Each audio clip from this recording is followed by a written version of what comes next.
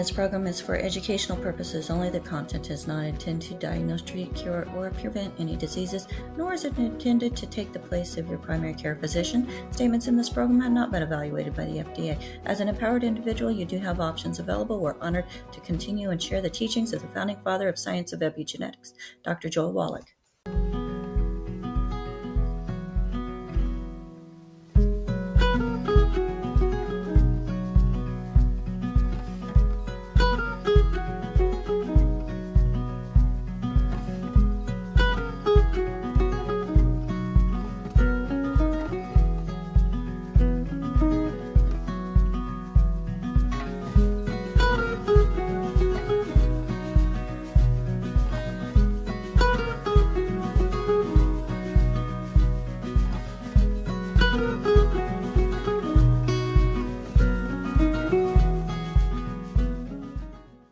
This program is for educational purposes only. The content is not intended to diagnose, treat, cure, or prevent any diseases, nor is it intended to take the place of your primary care physician. Statements in this program have not been evaluated by the FDA. As an empowered individual, you do have options available. We're honored to continue and share the teachings of the founding father of science of epigenetics, Dr. Joel Wallach.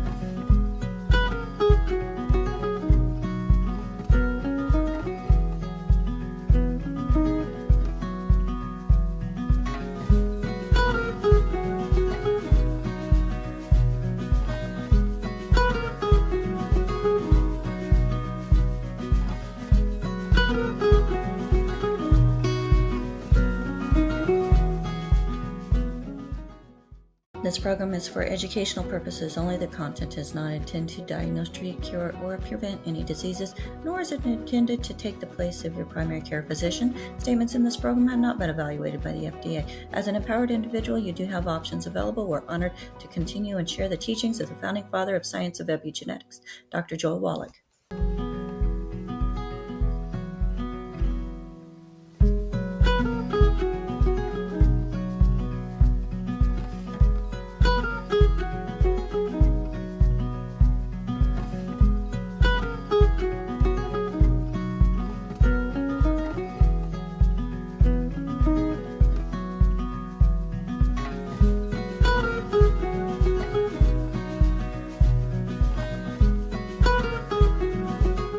Hello, everybody. Let's go ahead and open up that waiting room. As yes, we are live. And folks, it is Pharmacist Friday, and you are here watching Daily with Doc and Becca, where it doesn't matter if it's Friday, Monday, Tuesday, Wednesday, Thursday, Saturday, Sunday. This information is for you, especially if you just stumbled upon us or you're looking for information to help share with others and educate them on some of the things that they may have thought was okay to eat because, hey, the FDA would not approve Twinkies if they were bad for you, right? Well, hello, everybody. My name is Becca Dukes, and as the host of this program, it is my honor to be able to bring information that is sometimes lighthearted, sometimes pretty heavy. But today we're going to be talking about some of those hidden dangers, and it's not a deep dive, it's just touching on it.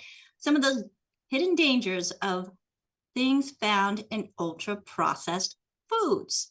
We're also going to be doing some questions and answers. So if you are watching on any of the platforms or here live with us, make sure that you put your questions into the chat as we have people who are watching, paying attention, and bringing those questions to the show for you.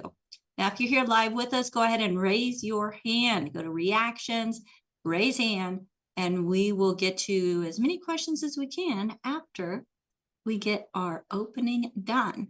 Well, Pharmacist Fridays, you know what that means? We have the one and only Pharmacist Ben Fuchs, who is nationally known as a speaker, as a nutritional professional, as a real pharmacist, and as just a great human being who cares about people, not wanting to make people think, well, okay, everybody should know this. We're not talking to an audience that's dumb. And we're not saying that you're dumb. Just there's misinformation out there, and we want to help bring some light on to some of those hidden things that may be affecting your health. So, Pharmacist Ben. Yes, ma'am. Thank you so much for coming on with us today. Are you saying we're dumb? No, I said we're not. Did I hear you say we're dumb? Dumb. Oh, okay. No, we're not saying that we're dumb. Oh, okay. I misunderstood. It's just misinformed, right? You don't mean dumb, do you? No, I don't. No, I'm just kidding. I'm just kidding. I'm just kidding you. I know you. I know. It's not about being dumb. We're bombarded with information, and I wouldn't say, even if we believe things and that we shouldn't believe, and things that are obvious we don't understand, it's because we're innocent. We're trusting. Mm-hmm.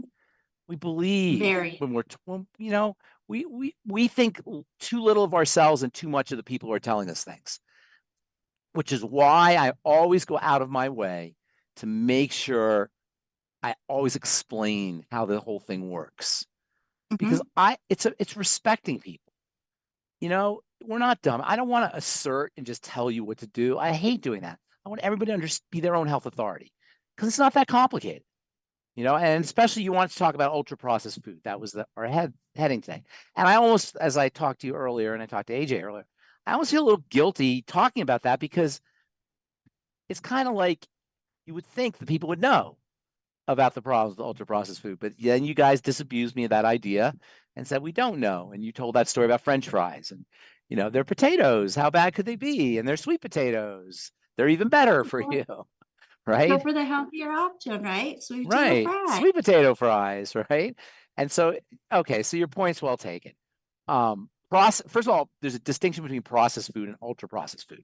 We used to say processed food not that long ago. A few years ago, we'd say stay away from processed food.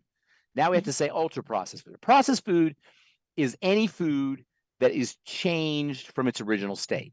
So preserving, cooking, pasteurizing, fermenting, freezing, milling, roasting, canning. These are all ways of processing foods. And they will change the nutritional value of a food. And that's true. But they don't come close to harm. They don't come close to destroying foods. Preservation or processing techniques do not come anywhere near as close to destroying the value of food as ultra-processing food. An ultra-processed food it's not even a food. It's an industrial formulation. You ever see American cheese? That's a classic example of an ultra-processed food. It's American cheese. It's not called cheese. It's called cheese food substance.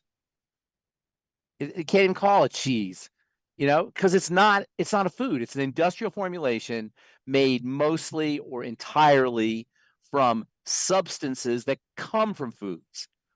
It's chemically modified ingredients, additives, with very little food left in it, or identifiable food left in it. The most important thing about ultra-processed food is they're designed to be hyper palatable. And instead of calling them ultra-processed food, they should call them ultra-palatable foods. Palatable means tasty, like you can't stop eating them. So in order to understand why we can't stop eating them, we've got to understand a little bit about brain chemistry. And while brain chemistry might be a little bit complicated and maybe even too complicated for us to understand, if we don't understand it, we're going to become victims of people who do understand it. People understand it so well, they have PhDs in it. They're doctors of poison. They're doctors of chemical additives. They're doctors of excitotoxins. They're doctors. They got I don't mean medical doctors. I mean, they got PhDs. They got doctorates in how to manipulate your brain with these chemicals. And that's why you can't stop eating them. They're hyper palatable because they activate chemistry. They activate brain chemistry, not because they're satisfying nutritionally. And that distinction in a nutshell is the problem. We eat for two reasons. Number one, we eat for nutrition and nourishment. And number two, we eat for brain satisfaction. And throughout history, they were together. They were linked. You got brain satisfaction when you got nutrition. But about 100 years ago, we figured out how to separate those two and create brain satisfaction without nutrition. And because nutrition is expensive and brain satisfaction is not, the profit margins on brain satisfaction without nutrition are so high that it's worth it to have companies make foods that have lots of brain satisfaction with no nutrition. And that's why the biggest companies in the world are the food companies, Nestle's, Nabisco, and Keebler's, and all these cracker companies and bread companies and snack companies, because the profit margin on brain chemicals compared to what you're selling it for is so huge, so enormous, it's hard to turn that down as a company. And so we've created an entire food supply that has these brain satisfying foods or substances, we'll call them. I don't want to call them foods, brain satisfying substances that don't provide nutritional value, but it's worse than that. I'll tell you in a second. Go ahead. What were you going to say? Well, that goes along with the whole marketing of no one can eat just one. That's no one can eat just one. That's the whole idea. And they made it into a selling point. No one can eat just one. But they didn't tell you no one can eat just one because they're hitting your dopamine triggers, your neurotransmitter triggers in the brain.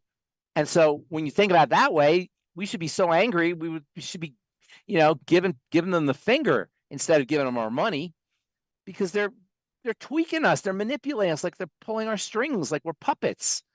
It's so unfair.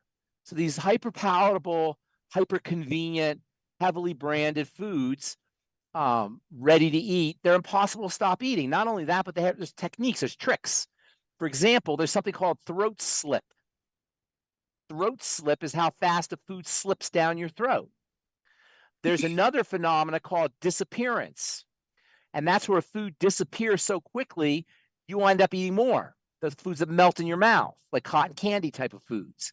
These are all little tricks that they know how to play. When a food disappears, when you eat a food and it disappears quickly in your mouth, your brain thinks it's gone and it sends you out for more.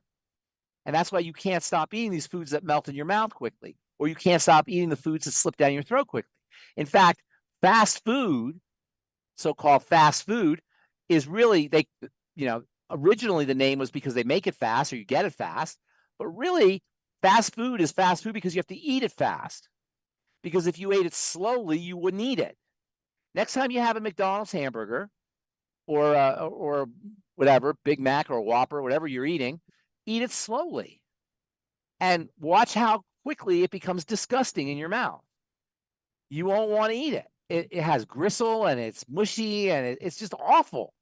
And you're going to see it. If you eat your food slowly, your fast food slowly, you're not going to want to eat it. Even a sugary food, if you eat it slowly, it's going to be too intense, like a sweet food. Try it, just experiment yourself. So a processed food is a food that's still recognizable as a food. An ultra-processed food is a food that is not at all recognizable as a food. Even animals will tend to not eat ultra-processed food. Wild animals, that is. Domesticated animals will. And then there's the problems associated. Well, first of all, there's the lack of nutritional value. So you're getting calories without nutrition. That's a big problem right there. Because in nature, the nutrition is supposed to help you use the calories. But if you have calories without nutrition, now you got nothing to utilize the calories. So you're just getting calories without any of the facilitating ingredients, the vitamins, the minerals, the aminos, and the fatty acids, the micronutrients, the mighty 90 essential nutrients are there to help you utilize the calories. But in ultra-processed food, you don't have them, so you just have the calories, which is great if you're burning calories. Most of us aren't burning calories, so they just sit on our, they get turned into fat, which is why the solution, or one of the solutions to reducing the impact of ultra-processed foods, is do your Beyond Tangy Tangerine with your ultra-processed food. Do your Beyond Tangy Tangerine with your meals. I always tell people, drink BTT with your meals. It'll acidify, it'll help support acid in your stomach, because it'll acidify your foods, activate your enzymes. It'll make it easier for the nutrients to be absorbed because you got your digestive juices going, and it'll replace some of the nutrients that are lost, all the nutrients that are lost in ultra-processed foods. So these hyper palatable foods, they're easy to chew, easy to swallow, they're rapidly eaten, they're engineered for brain chemistry, for reward chemistry. That's really what it is. It's reward chemistry. The body evolved to reward us for good things. So when we got a woolly mammoth steak or whatever they ate back in the caveman days, you would get brain chemicals that made you happy. Figured out reward chemicals, they call them. So we figured out how to hack into reward chemistry. So our brain goes, yippee. You could put MSG or an excitotoxin or flavor enhancer on a cat turd, and your brain will go, filet mignon, yippee. You know, and that's how they work. And then you got the whole blood sugar issue, and diabetes is a complete epidemic. And diabetes is linked to everything. Cancer is diabetes, a form of, not a form of, but it's the end result of dysglycemia, messed up blood sugar. Forget diabetes, dysglycemia. Heart disease is dysglycemia. Diabetes itself is the third leading cause of death. Alzheimer's disease, which is the fourth or fifth leading cause of death, that's type 3 diabetes. So blood sugar dysglycemia, which is directly related to ingestion of ultra-processed food, is a leading cause of death. So ultra-processed food are like a leading cause of death, a leading cause of mortality. Then you've got the intestinal health, the disturbances of the microbiome. You don't get fiber with ultra-processed food because remember, they're trying to get you to eat fast. Fiber slows things down trying to get you to eat fast. Chronic low-grade inflammation, that is immune attack from ultra-processed foods, is driven by excess calories and excess calories from ultra-processed food. The mental health connection. How many people do you know that have anxiety issues, bipolar issues, depression issues, anger issues? How much of that could be related to nutritional deficiencies caused by the ingestion of high-calorie, hyperpalatable foods that are depleted of zinc and the B complex and omega fats, all of which are important for the brain. So ultra-processed food, the list of problems associated with ultra-processed food is long. I personally can't see. I just assume people know when food is food is ultra-processed to the point of it being problematic. Perhaps not. So what you want to do is you want to keep your food as pristine as possible. Cooking is about as much processing as you want a food to undergo, to have undergone. You have certain foods need to be cooked, and that's about it. If you're eating a food that has a long ingredient deck and has multiple components, ingredient components to it, like Twinkies, for example, which has 80, 90 ingredients, some ridiculous amount of ingredients on it, that's going to be a problematic food. That being said, and the jaw problems too, by the way, dental problems are associated with ingestion of these kinds of soft foods, hyperpalatable foods. So the good news that if you want to put a spin on it, a positive spin on it, if you're ingesting ultra-processed food, you can mitigate some of the damage with the Healthy Start Pack. If you know that you're busy and you don't feel like cooking and you're at work and you're eating Lunchables and snacks and all the things that that are ultra processed, that is an added reason, an extra reason for you to get on the Healthy Start Pack. You can mitigate some of the toxicity associated with the ultra processed food, and you can replace the nutrients that are missing from your diet when the bulk of your calories comes from ultra processed food. So the good news is we have a solution, and it's not a total solution because you're still going to get toxicity, but it can mitigate some of the damage. It can eliminate some of the damage caused by the bad stuff and eliminate some of the damage caused by the lack of good stuff in ultra processed food. Does that make sense? Well, and fats and oils, by the way, fats and oils, I'm sorry to interrupt you. Fats and oils, like French fries, those aren't ultra processed foods. A French fry is not an ultra processed food. It's still a potato, but that doesn't mean it's good. So it's not only ultra processing that renders foods toxic or less than valuable. It could actually be processing, and deep frying is a processing technique. It's not an ultra processing technique. And you could take a broccoli and deep fry it, and you'll destroy or at least reduce a lot of the nutritional value of that broccoli by deep frying. So processing can be a problem too. But the ultra processing, those are ridiculous. Those kinds of foods are crazy. They're not even food, and we're eating them. We're ingesting them. Yes, AJ. AJ? Oh, AJ, you're muted. You're muted, I think. AJ's muted. Unmute, please. I can't unmute him. Okay. There you go. No, you're muted One more again. time. Okay. So you muted me again. All right. So I'm unmuted now, right? You're unmuted. I didn't mute you. Okay. So I just wanted to read from the article that you sent. Which one? Because I sent you? You sent us, yes. And it's because it's not a frivolous point.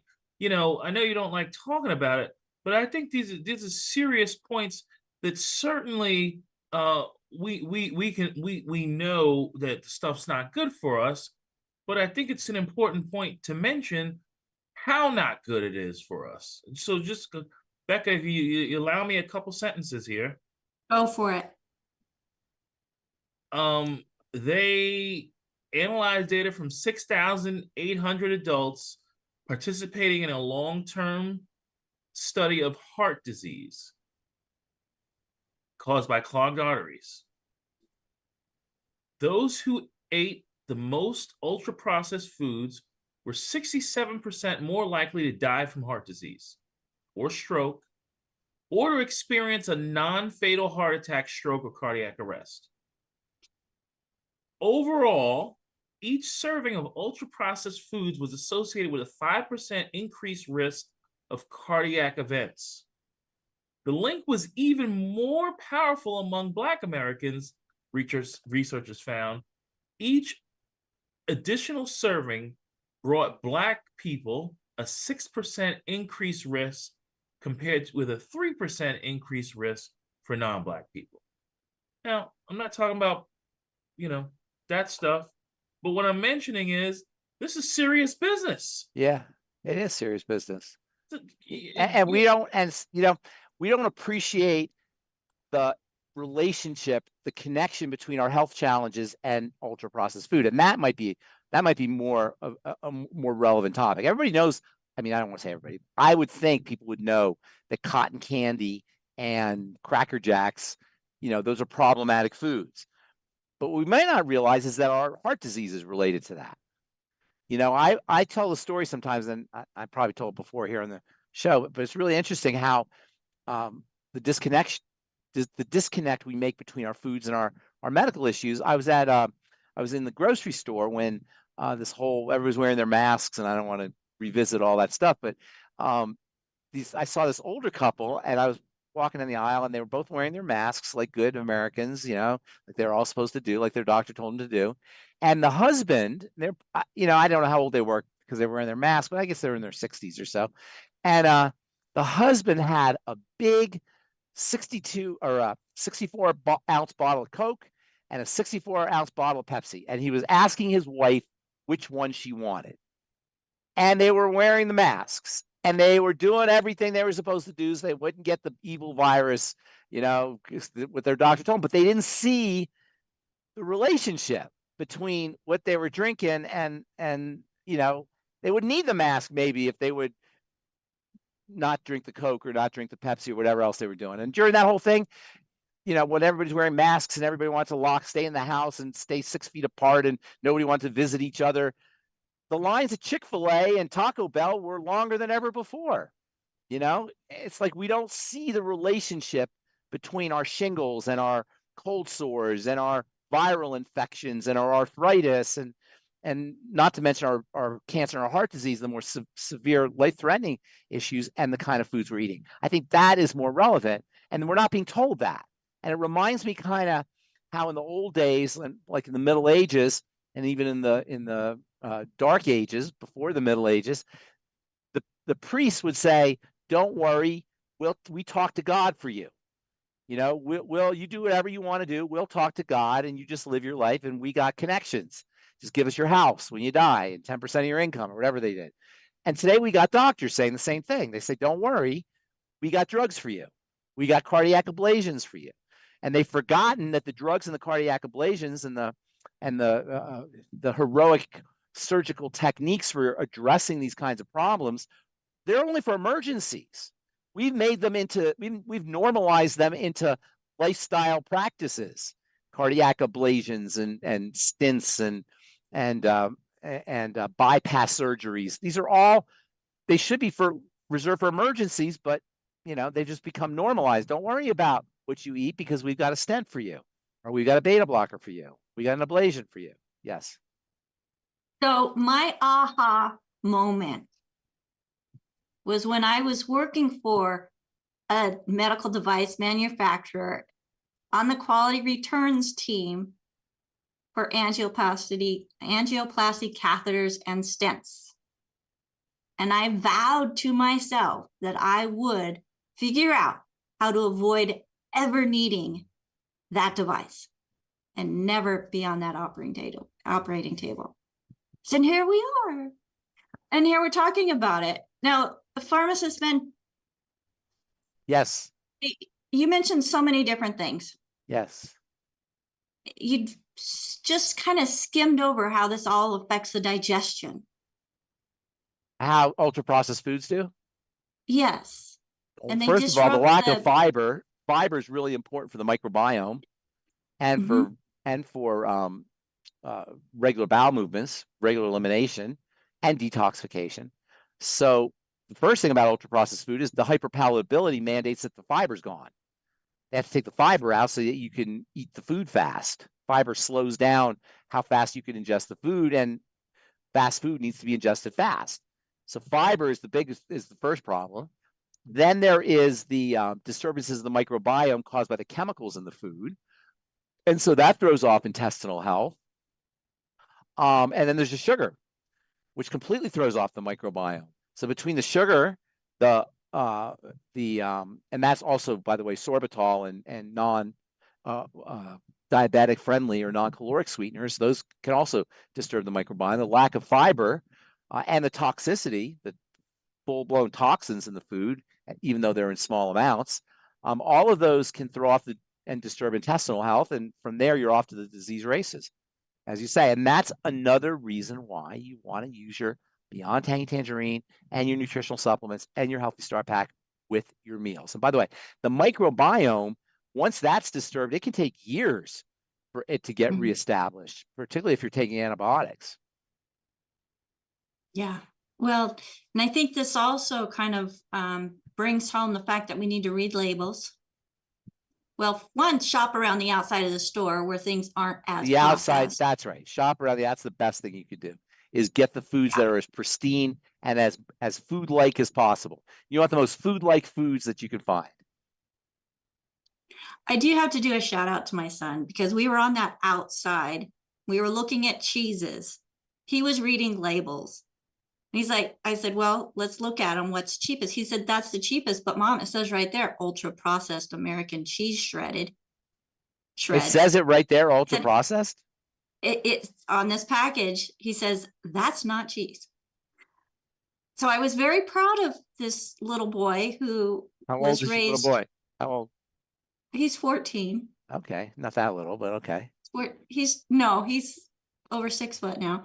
But, you know, he had like good and bad as on the shoulders as far as his parents go, where, oh, he's a kid, just let him eat the sweet stuff. Let him have the cotton candy. Let him have, you know, whatever he wants. He's a kid, he's young, he'll bounce back. But when we start young like that, that's what leads to early development of all these old age, quote unquote, diseases that are nutritional deficient. So diseases caused by deficiencies. Diseases caused by deficiencies. Yeah. Yep, I agree. So I'm glad that I'm rubbing off on him. Because then he also pointed out that the shredded cheese has non-caking agents that inhibit mold production. I was like, okay, so what do you think is the best? He's like, just get the cheese. I said, are just you get cheese? Like, yeah. No, just block of cheese. And he agreed. He's been doing really good at grading it. So raise your kids right, folks, so they don't have to deal with these things, and have them read labels and know the difference between real food, processed food, and ultra processed food. Oh, Pharmacist Ben, before we get to questions. Yes, ma'am. Do you have anything you want to add? No, I'm good. Let's get some questions. Yeah, no, I'm good. Let's get some questions. Yes. Let's get some questions. So, Olga had mentioned that my daughters, when they were younger, declined to eat that cheese at the party once, saying that they don't want to eat plastic. it burns like plastic. So ultra processed food like Velveeta, American cheese, you know, as a chemist yourself, do they have some similarities to plastic? Yeah, Velveeta does. They're plasticizing agents. Plasticizing Okay. agents are chemicals that make things stretchy. And Velveeta is considered one of the greatest inventions by food processors. It's considered to be one of the greatest inventions ever by the food processing companies because it works so well. You could heat it, you could spread it. I've never had Velveeta, but it came out. I think it comes. This is the one that comes out of a sprayer. Oh no, that's Cheese Whiz. Oh, Cheese Velveeta was a Whiz. great big block. I remember my grandmother, who was a nurse, introducing it to us.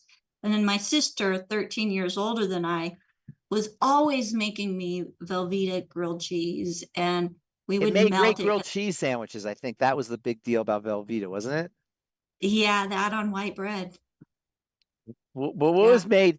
What was It's not called a cheese. It's called a cheese product or a cheese substance. Cheese product. It's cheese Mhm. product. But Right. what is it about it? It's the creamy texture and the meltability. Is that the idea? The creamy texture, the meltability, and the flavor. Yeah. Pasteurized process, cheese product. Cheese is a Yeah. cheese substance. Yeah, cheese product, I guess. Cheese food. Yeah, it's crazy. And then also I heard margarine, which was said to be better than butter. I remember growing up, it was supposed to be better than butter. It's Yeah. supposed to, but it tastes like butter. Remember, it's not nice to fool Mother Nature. Remember that commercial? Oh, you know, now, because I was raised with an Imperial, because it was supposed to be healthier, better than butter. Yeah. And my father was based on a farm, and he changed my mom's mind about that. So Did I'm he? thankful for that. Yes. It's good. If So you're we raised on a farm, you went to knew. butter. Yes, you knew. Yes. So the next question is, what does Pharmacist Ben think about organ-specific supplements, bioregulators made of short-chain amino acids, frequently specific organ or systems in the body? Okay, that's a mouthful there. So organ-specific supplements, that doesn't really make sense. There's no, unless it's you're talking nutritional like Mighty 90 nutritional supplements, or what kind of Well, supplements? I'm wondering because I know that you can get like liver yeah, glandulars. Those are called glandulars. glandulars. Yeah, glandulars are organ specific. They're not really, I guess they are supplements. So yes, organ specific like adrenal, thyroid, liver. These are they call them glandulars. They're ground up animal glands, and they do have some not organ specific but gland specific benefits. So if you have an adrenal issue, you can take adrenal gland. If you have liver issues, take liver gland. If you have thyroid issues, you take thyroid gland. But we really talk about here is not so much that as the Mighty 90 essential nutrients. The reason the Mighty 90 essential nutrients are distinguished from everything else is because of the word essential. You have to have them, otherwise you exhibit a disease, a deficiency disease. And here's the thing. You can have subclinical disease states where you're not fully blown, you don't have full-blown scurvy, for example. Vitamin C deficiency causes a disease called scurvy. Scurvy is when your teeth fall out of your mouth and you have these horrible wounds on your skin, and your blood vessels, your vasculature becomes weak and ultimately explodes, and you end up hemorrhaging to death. But you can have subclinical scurvy, and osteoporosis could be part of subclinical scurvy, and you don't realize it. Or you could have subclinical beriberi. Beriberi is a full-blown thiamine deficiency where you have horrible neural problems and terrible peripheral neuropathies, and you can't move, and you have tics and cramps and all kinds of horrible neurological symptoms. But you may just have forgetfulness if you have a little bit less B vitamins, or you may have some emotional lability where your moods change, or you may have a little bit of cramping or pain in your fingers or your toes, small little things. And that's why nutritional deficiencies are so important, not so much to prevent full-blown diseases. The doctors want you to think, oh, if you don't have a full-blown disease, you're fine. And what I'm saying is, and what we're saying is, we're leaving health on the table. Yeah, you may not have scurvy, but you just may have weak bones. Yeah, you may not have beriberi, but you just may be forgetful. Yeah, you may not have pellagra, full-blown pellagra, which kills you, but you may just have some cramping or some diarrhea, you know, or some mental health problems. So it's not so much the full-blown diseases, which we don't really have anymore because everybody gets a little niacin, everybody gets a little thiamine, everybody gets a little vitamin C. It's the less than maximum health and the less than optimum lifespan that we're trying to address. I believe we're leaving longevity and we're leaving health on the table by not optimizing our nutritional status. Adrenal glands and thyroid and glandulars, that's not in the same ballpark as essential nutrients. It's the essential nutrient deficiencies that's the problem. Nobody is deficient in liver. Nobody is deficient in adrenal glandulars. But lots of people are deficient in B vitamins, perhaps not to the point where we have beriberi, but to the point where we have low energy or neurological issues, forgetfulness. So there's the like cures like philosophy. And I think that might be what she may be referring to. No, like, that's the law of sympathy. No, that's where herbs. That's more for botanicals. That's called the law of similars. I think they call that, and that's where the shape of I forgot what herb it is, but there's certain herbs that have the shape of a kidney, and they're good for your kidneys. You know, so there's certain in the law of similars. There are certain botanicals that have a resemblance to parts of the body, and based on the law of similars, that's supposed to be good for that part of the body. Glandulars are a little different. If you have a thyroid problem, taking thyroid gland, like a thyroid glandular, may support your thyroid. It may not so much because of the shape of the thyroid glandular, but because you're getting some of the hormones and some of the chemicals that are in a thyroid, a cow's thyroid or a pig's thyroid, and you're putting in your system. And we do know that Armour thyroid, have you heard of Armour thyroid? Armour thyroid is a medicine for the thyroid, which is a glandular. They call it Armour thyroid. It's basically ground up thyroid. Okay. Well, and I'd want to know, how are they getting this? And is this like coming from an animal that they want me to put in my own body, which is actually not. Yeah. You don't know. You don't know. And you don't know how clean the animal is. Now, That's a reputable company, I assume, would have like a, organic or something, but I don't know. All right. What else? All right. So, Jerry says, how about dairy? Seems that's okay. Yeah, dairy's interesting. Dairy's an interesting subject because theoretically, dairy, it's not even called, we don't call it dairy, but milk is a very powerful food for the animal that makes the milk. So that human mother's milk is the most powerful food a human being can eat, can ingest. But we don't after a certain age. But everything in mother's milk is really, really good for humans. So, we should all have our own mother's milk, to drink from theoretically. But as it turns out, humans can get some value from other animals' milk. And milk is a very, very nutritionally dense food. There's some problems with it, though. First of all, it's incredibly nutritionally dense. Dairy is powerful, powerful stuff. It's along the lines of eggs. It's made to grow things. It has everything you need to grow things, we'll say. Eggs aren't made to grow things, but they have everything you need, everything a cell needs. Dairy is made to grow animals. Cow's milk is made to grow a cow, and rhino milk is made to grow a rhino, and elephant milk is made to grow an elephant, etc. So they're loaded, absolutely packed. But there's a couple problems. First of all, there's the way we raise the cows. And so milk from cows, typical standard milk from cows, comes from cows that are under great duress, that have that are prone to infection, that have been given antibiotics and hormones and God knows what else, that are eating the wrong kinds of foods that make them fat, foods that themselves are contaminated with pesticides and glyphosate and other things. So there's some problems with industrial milk. A small raw milk from a small farm, you're going to probably bypass those issues, and the milk could be very valuable. The second problem associated with milk is the proteins the immune system in the body is designed to recognize foreign proteins. And so you can react to milk, and there can be and dairy, and people can have skin problems, immune problems, arthritis, and inflammatory issues from ingesting milk because of the foreign proteins that are in milk. And then there's the lactose. Most people, or a lot of people anyway, are lactose intolerant, and that creates changes in digestive health and cause gas and bloating and discomfort. So aside from the lactose issue, aside from the industrial farming issue, industrial dairy issue, and aside from the foreign protein issue, dairy is an amazing food. One more issue is pasteurization and homogenization. Pasteurization, which is done to obviously kill things because milk would grow. Milk is so nutritionally dense, bacteria and microbes are going to grow in milk. So they have to pasteurize it, which means they heat it.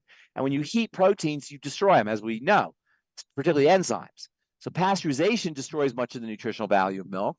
And then homogenization makes to homogenize milk means you make all the particles the same size. Homo means the same. So when you homogenize milk, the fat particles and the water particles are all ground up to the same size, and that's how the milk doesn't separate. In the old days, before my time, way old, the milk would separate, right? The cream would rise to the top. Then they figured out how to grind everything up into tiny little components to homogenize it, and the cream particles, the fat particles, and the dairy and the water particles became homogenized. Eventually, they'll still separate over time, but they last longer.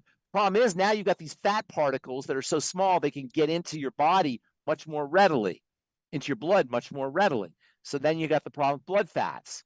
So there's a lot of issues associated with industrial milk, from the way the cows are treated and cows are fed, to the homogenization and pasteurization, to the foreign proteins in milk. And so there's some issues there. Raw milk, right from the cow's udder, if you can get it, it probably has some solid nutritional value. Protein, vitamins, minerals, it's probably a really good food. But once it's industrial, once it's at the supermarket, it's not the same thing. So this is also a plug for supporting your local farmers, Yes. folks. Yes. Yes, we want to make it as close to nature as absolutely possible. Well, let's go over to Mary, who has her hand up. Mary, what question are you bringing in today? Yes. Hello, Pharmacist Ben. How you doing Hello, today? Mary. Hi. Good to see you. Excellent. Good to see you as well. So, assuming that we are not eating ultra-processed foods, which takes a lot, what would you say may be a good balance between eating raw or mildly cooked foods? Yeah. Raw is obviously you keep the nutritional value with raw, but you don't. Slight amount of heat releases nutrients, makes them easier for the body to process. And there's actually a lot of biologists, evolutionary biologists, who believe that cooking meat is really how we grew our brains. When we figured out how to cook meat, the protein value of the meat was released for availability, and that's one of the reasons why humans develop bigger brains than other animals. That's an evolutionary theory. So there are some advantages to heating and cooking certain foods. On the other hand, enzymes, which are extremely important and valuable components of foods, those are destroyed by even a little bit of heat. So it's probably some kind of blend. There are some people who can't eat raw vegetables. There's some people who have digestive problems, intestinal problems, and they have to cook their veggies. So it's hard to say exactly what the balance is, but the less you cook or the less heat you use when you're cooking, probably the better off you're going to be. You definitely don't want to cook your steak well done, and you want to minimize the amount of heat a food undergoes, but some foods are best steamed a little bit, braised a little bit to release the nutrients, particularly veggies. Okay. All right. And any comments around eating meat versus not eating meat? I don't like wading into that because it's so political, and I can see why people wouldn't eat meat. I mean, I can see the problems there, but it's just so valuable. From a nutritional standpoint, strictly nutritional standpoint, human beings are omnivores. Mm-hmm. We're designed to eat everything. We don't have flat teeth like herbivores, animals that don't eat meat. They have flat teeth so they can grind things. We don't have that. We got sharp teeth so we can rip into foods, but we're not like sharp like a lion is sharp. So it's probably kind of a balance of everything. We're omnivores. And there's not a lot of animals that are omnivores, but humans are one of them, where we're designed to eat everything. So I don't particularly like eating meat, but there's things in meat, like, for example, creatine and taurine and certain vitamin B12 that you're not going to get in vegetables. Now, mushrooms are a cross between a vegetable and an animal. Right. So a lot of the nutrients, like vitamin D and vitamin A, that you're not going to get in ordinary vegetables that are found in animal foods, you can get from mushrooms. And mushrooms, and that's one of the reasons why mushrooms are such an important part of vegetarians' diets, is because there is a kind of a crossover, and you can get some nutrients, some animal nutrients in fungus in mushrooms. Okay. Thank you very much. Yes. I'll turn it back over to Becca. Yes, ma'am. Hi, Becca. And we're going to go right over to AJ. How come we're not talking to people? How come we're only talking to We are. us? We have more comments. See, they're bringing questions in from YouTube and Rumble and email. My gums and teeth are inflamed, and I'm trying to save them by using Optrin Light, salt, oregano oil, frankincense. No, you're trying to, what's the logic there? There's no logic.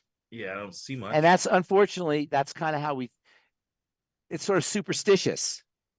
We're just doing certain things like magic, like trying to magically get rid of your gum disease. So it sounds like this person has gum disease, not uncommon. Gum disease the gums are connective tissue. So gum disease should be regarded as the beginnings of connective tissue deterioration. Now, there could be infection there, and that in that case, oregano oil and essential oils may kill bacteria. But really, you want to start building up the gums. And if the gums, which are connective tissue, are deteriorating, then the chances are good that the rest of the connective tissue is deteriorating, because the connective tissue breaks down systemically, not just not in the local parts. So healthy bone and joint pack. You might also want to throw in things like coenzyme Q10, extra B vitamins, extra vitamin C. Vitamin C, gum disease is one of the classic signs of scurvy, of vitamin C deficiency. So things like vitamin C and the B complex and coenzyme Q10 and the healthy bone and joint pack. And anything that destroys connective tissue, specifically sugar and cigarette smoke, and certain drugs, probably. Pharmacist Ben, there's two quick comments. I love, it's counterintuitive that when you explain to us how to fluidize the blood, that you talk about connective tissue products. You talk about using glucogel and MSM and these types of things. That's not so much. First of all, the blood is connective tissue. It's liquid connective tissue. So anything that builds connective tissue is going to support the blood. But some of those nutrients that you're talking about fluidize the blood. For example, the glucogel caps have glucosamine has electrical charges that cause red blood cells to spread out. All high hyaluronic acid, heparin, these kinds of things that they give you after surgery, they help the blood cells spread out. So it's a little bit different than connective tissue building. But it turns out that connective tissue building is a great strategy for keeping your blood healthy, because it's connective tissue. And then my last little quick comment is, I saw, as I was reviewing, Becca was talking earlier about when her first Ask Doc Live appeared in 2020, and I had to go confirm that for myself. I had to go look back, and the first Ask Doc Live she did was 2020.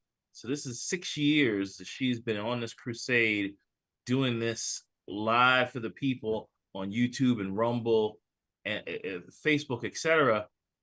But as I was looking there, I saw that the guy who built this thing with Jonty had been doing it for 10, 11, 12 years. And I'm like, wow. What are you talking about? You, man.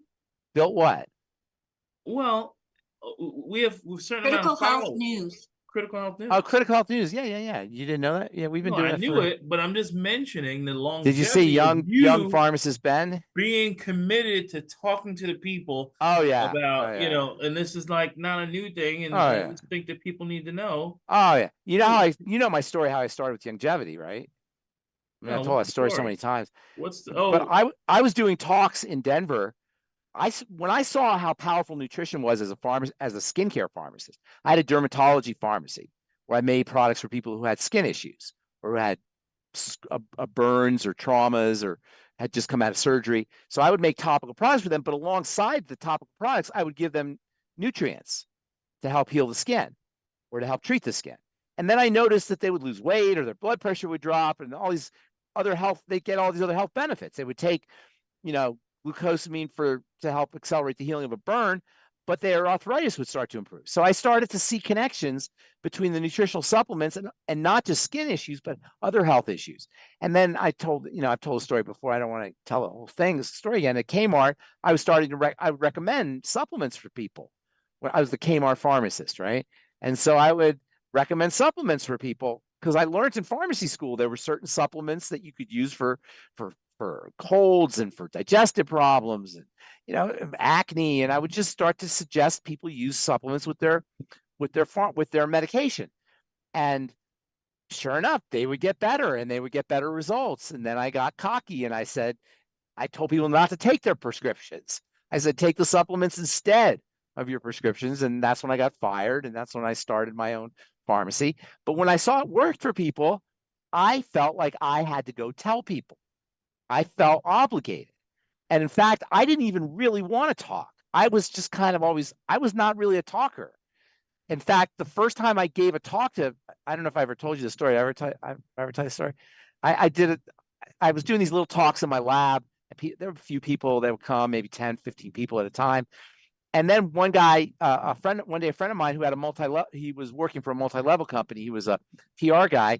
He said, you want to do a talk for our multi-level, our network marketing convention? And so I said, sure.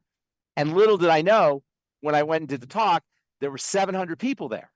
And I looked at these 700 people and I was like, I can't do this. And, I was already there. I was in South Dakota. I had flown out there. And so I was kind of forced to do it. And I definitely didn't want to do it. And I was so nervous, I hyperventilated for 50 minutes.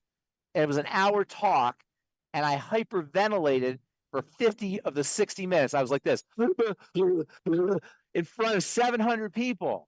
It was the most humiliating experience of my life, but I knew I had to do it. I kind of felt like I had to tell people this.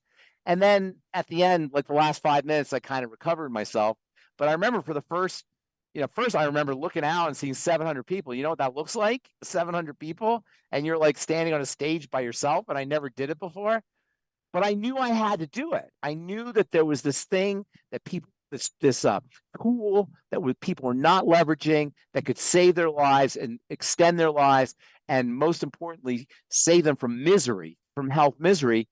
And so I felt obligated to do it. And today, I can't live with myself. If I didn't tell everybody about Beyond Tangy Tangerine and how powerful a nutritional therapeutic intervention that is, and a nutritional modality that is, I couldn't look at myself in the mirror. I have to tell people. And everybody who's listening to this, who's experienced the power of nutritional supplementation, you owe it to people. You owe it to your neighbors. If it's helped you, you owe it to people. And I know we're in a business and we all want to make money, myself included, but the metric, in addition to the metric being how successful we are financially, the metric should also be how successful we are in spreading the message. As it says in Hosea, 800 BC, whatever that is, 2,800 years ago, my people perish for lack of knowledge, right? And Yes. it's still to this day. So we are in a life-saving business, and as important as it is to make money, I'm all about money. I'm an entrepreneur and I like making money. We should never forget that independent of the money we're making, we are saving lives, we're extending lives, and we're mitigating suffering and misery, which is endemic. It's an epidemic all over this country and around the world. The suffering is so unnecessary. Well, I just want to say October 2017 was the first time I hosted you at October an event. 2017. And we actually did, yes, Wow. 2017, where we went clear across the Phoenix Valley. Oh, East, west, central. that's right. having That's right. I forgot about that. Was that 2017? 2017. Holy moly. Yeah. Holy moly. All All right. right, let's go to another question, Pharmacist Ben. This is Yes. Miriam. Miriam, go ahead and unmute yourself. So she's looking into Fucoidin, which I want to say hello and shout out as I see that Yolanda and Raymond are here, and they're very Are big Yolanda and proponents Raymond on the of call? Fucoidin. Are they on the call? They are, yes. But Yolanda and Raymond, so hi. yeah, I I love just Yolanda and Raymond. me And we love you too. too. Oh, there's Yolanda. Hi, Yolanda. Hi, So, Ben. about Hi, Fucoidin? Becca. You want to hi, talk? love you, my dear. Love you too. Back Let's to you, talk. Ben. Thank you, Yolanda. I Okay. appreciate that. So Miriam is looking into Fucoidin because of its effects on hemorrhagic and non-hemorrhagic stroke. You talk about it all the time about I do. its effect on the blood. Yes, that's one of its most And- important benefits, even though we don't talk. So she's working with somebody that has had a blood clot stroke a few weeks ago and would like to recommend Fucoidin for its anticoagulant properties. She will not be taking any blood thinners because her doctor said blood thinners are contraindicated since since she Contraindicated. also had a hemorrhagic stroke in the past. So does that mean that she should not take Fucoidin either? No, it doesn't mean that. Fucoidin has blood thinning properties, but that doesn't make it a blood thinner. And that's the way nutrition works. Doctors don't see the difference. They're steeped in the pharmacological model that doesn't distinguish between the properties an herb has or a plant has or a nutrient has and a pharmacological effect. Pharmacology is like hitting the rock. Nutrition is like asking the rock. You know the story from the Bible. We told it before. How Moses didn't go to the promised land because he hit the rock. Nutrition creates an environment that's conducive to good health, that's conducive to biochemical functionality, that's conducive in this case to blood thinning, to fluidizing the blood. That doesn't make it a blood thinner. A blood thinner is a drug that interferes with the enzymes that are involved in coagulation. You see the distinction? You've got all of these chemicals, all these enzymatic reactions, all these chemical reactions, multiple ones. There's like a dozen different ones, maybe more, maybe 20. There's a bunch of different chemical reactions that all have to kick in like one of those Rube Goldberg machines. You know what a Rube Goldberg machine is? Like, remember Mousetrap, the game Mousetrap? Oh, where you roll it and it knocks the marble and hits the scale creates and it goes different down the cause and slide effects. and it hits the switch and this, that, and the other. That's how blood thinning happens in the body. That's how everything happens in the body, but especially blood thinning, because blood thinning is so tightly controlled. There's probably no other biochemical process in the body that's more regulated than blood thinning. And so there's all of these steps that are involved in the coagulation process, the blood clotting process. Drugs interfere with those steps, like all drugs do. They interfere with things. That's not how Fucoidin works. Fucoidin has electrical charges on it that magnetically spread out the blood cells. That's not the same thing as a drug. And in fairness to doctors, they're worried and they don't know and they don't understand, so they're erring on the side of caution, but they're depriving their patients of these wonderful tools. In addition to Fucoidin having blood thinning properties, it's great for your joints. It's great for your digestive system. It supports your immunity. It's great for the microbiome. It's a prebiotic for the microbiome. There's minerals and there's vitamins and there's nutrients in Fucoidin from the brown algae. So why would you deprive your body of all of these wonderful benefits? Because our knuckleheaded medical model says that because it has a biochemistry that is conducive to blood flow, it's going to act like a blood thinner. That's dumb. And so we as like we was talking earlier, we're all innocent. We trust them. And in fairness to them, they're just worried. But it's not really, ultimately, it doesn't do our patients any good. So yes, she can take Fucoidin, but her doctors might say no. And so we got to be the world we live in. The doctor's the king, not me, not Pharmacist Ben. The doctor's the king, not longevity. So we got to respect that that's the world we live in. And when we go to a doctor, we are de facto in a contractual relationship with him, where we're saying we're going to do what you're doing. We're going to do whatever you say. Now, we don't have to go to the doctor. We can go somewhere else. But once we're in a relationship with him, you got to listen to the doctor. He's trying to help you as best as he knows how. A hemorrhagic stroke is really a blood vessel issue. It occurs when the blood vessel in the brain bursts, and then you get bleeding that damages the tissue, the brain tissue, and increases skull pressure, and it's pretty serious, a hemorrhagic stroke. Yeah, that would be very serious. I know Yes. we're at the top of the hour, Pharmacist Ben. You have a hard stop. I have a We hard do stop here. I hope that was Yes. not too confusing. Fucoidin is absolutely spectacular, and it really, and this is the last thing I'll say, then we go. It really highlights an important point that we don't address enough, and that is that nutritional supplementation is not just for sick people. We're always focusing on unhealthy people, and that's for good reason. But Fucoidin demonstrates it's a demonstration of how valuable nutritional supplement can be for everybody. Fucoidin is a tonic for everybody. You don't have to have cancer. You don't have to have a vascular disease. You don't have to have arthritis. You don't have to have a digestive problem. Everybody benefits from the FucoidZ. Everybody. What an amazing product that everybody benefits from. That's non-toxic. That's pretty darn inexpensive for all the benefits that you're getting. And if you do the ZRadical, which I always recommend the FucoidZ because it's more medicinal, has more. But if you do the ZRadical, it tastes good too. That's right. All right. Well, Okay. folks, if we did not get to your questions, or I saw we had a testimonial, Pharmacist Ben, actually, we may take a testimonial. Yeah, after do a you quick take off. testimonial. Yeah. Okay, quick testimonial. And where did she go? If somebody could please help me get our testimonial back up here, that would be fantastic. Folks, we are a resource for an amazing community. So if somebody referred you to this program, please get back with them. They're going to be your first point of contact, as they may have the ability to help you get connected with solutions that help you reach your health goals.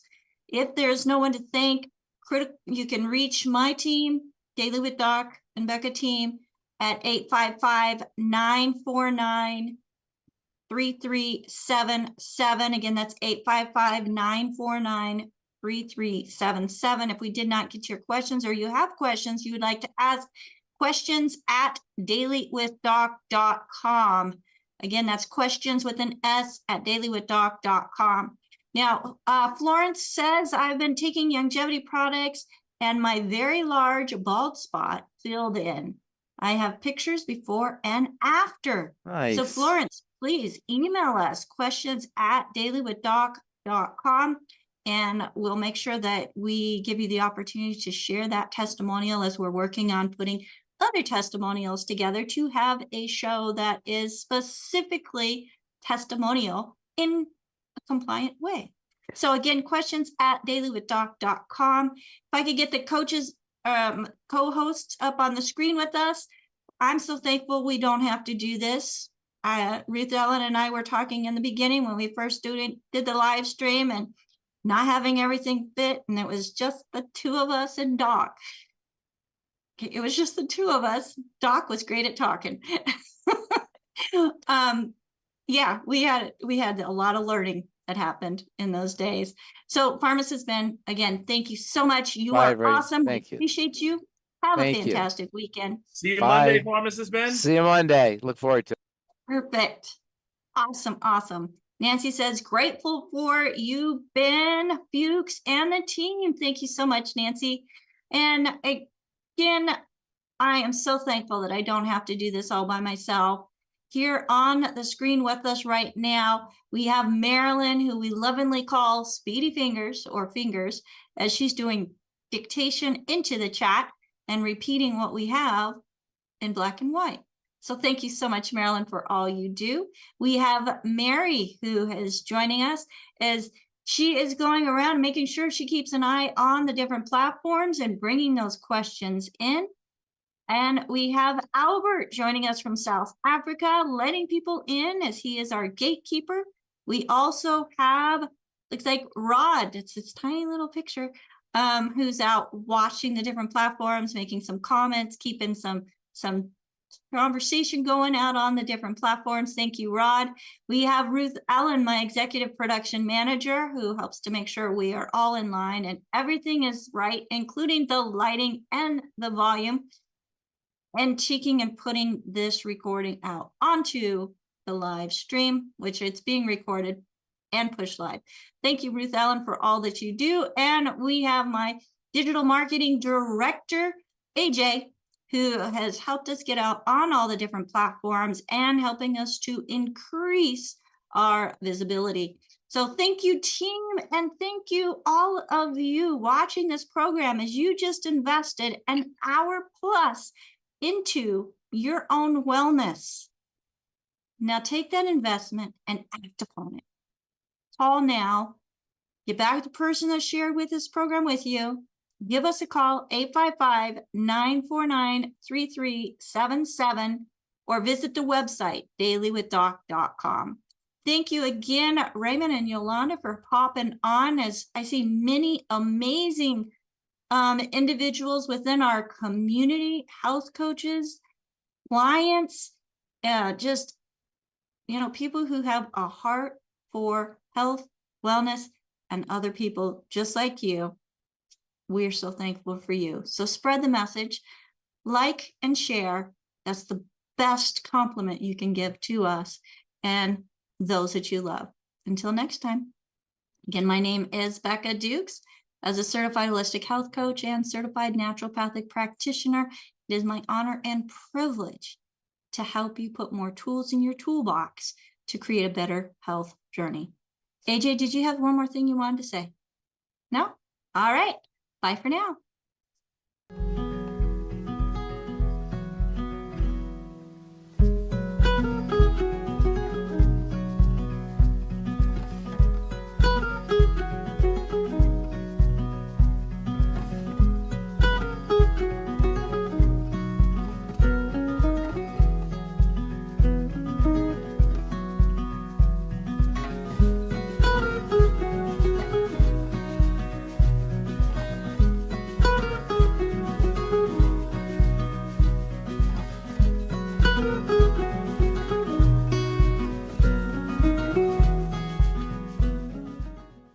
This program is for educational purposes only. The content is not intended to diagnose, treat, cure, or prevent any diseases, nor is it intended to take the place of your primary care physician. Statements in this program have not been evaluated by the FDA. As an empowered individual, you do have options available. We're honored to continue and share the teachings of the founding father of science of epigenetics, Dr. Joel Wallach.